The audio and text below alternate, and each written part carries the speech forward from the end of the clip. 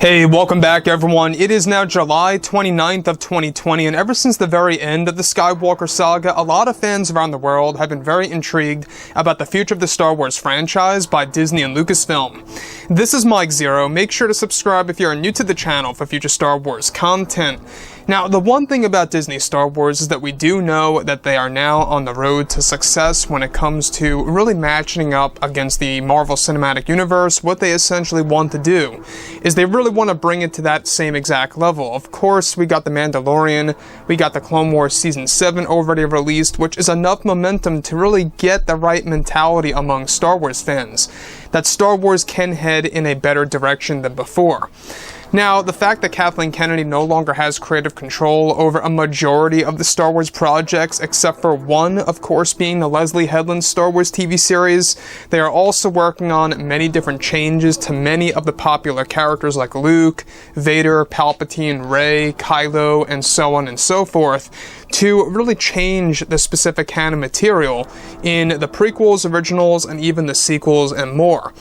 Now, of course, when we look at everything related to the future of Star Wars, things really are starting to look brighter with tons of new live-action TV shows, animated TV series, and let's not forget about the new Star Wars trilogy of movies and even other spin-off films that are currently in the early development phase by Disney and Lucasfilm. However, one thing for certain that a lot of fans are very excited about is exactly how Luke Skywalker is going to be treated in this new expanded universe by Disney and Lucasfilm. Now, specifically, with both Disney and Lucasfilm now focused on reuniting the Star Wars fandom in an attempt to make Star Wars just as successful as the Marvel Cinematic Universe, it's described that Bob Iger and Bob Chapek are currently very much hard at work on developing major retcons that will be applied to the prequels, originals, and even the sequel trilogy era. It's described that currently they are focused on fixing the character of Luke Skywalker in a massive way in this new universe that will redefine the character and what he stands for by borrowing many aspects from Star Wars Legends. Now, it's described that one major retcon that will be implemented for the character of Luke is that he will be married to Mara Jade in the new universe. It's noted that Mara Jade is set to be affiliated with the character of Emperor Palpatine in a new and original light, where she is going to be the one to hold the knowledge of Palpatine's whereabouts on Exegol, and that he survived, and that she will be affiliated with the birth of the First Order and the hidden Final Order plan by Palpatine some years after Return of the Jedi that took decades to complete.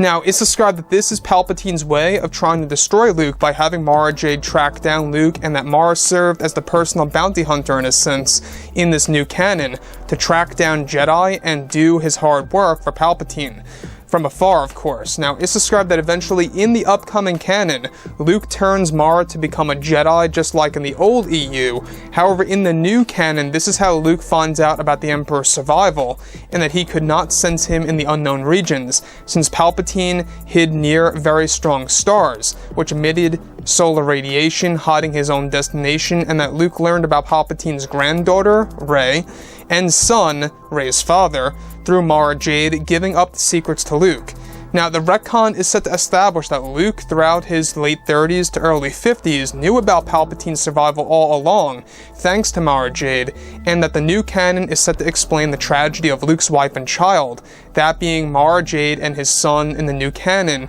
that will be modeled after, of course, and inspired from Ben Skywalker. Luke Skywalker's son is set to also be a young Jedi in the new canon material, and that Lucasfilm is set to establish that his son and wife were killed by very significant characters in the new canon material known as Ren and the Knights of Ren that took his wife and child. Ren, in case you guys did not know, is its own character, not Kylo Ren, a different character. Ren was the alias of a Force-sensitive human male who led the Knights of Ren before he got killed by Kylo/Ben Solo during the era of the New Republic. A user of the dark side of the Force, Ren was heavily scarred and disfigured, though of course made no attempt to hide the damage. During his time with the Knights of Ren, Ren sought to induct other dark side users into their ranks. After encountering Ben Solo, Padawan the Jedi Master Luke, during a confrontation on the planet Elfrana, Ren actually sensed that the Force was strong with the young Jedi and suggested that he follow the path of the dark side.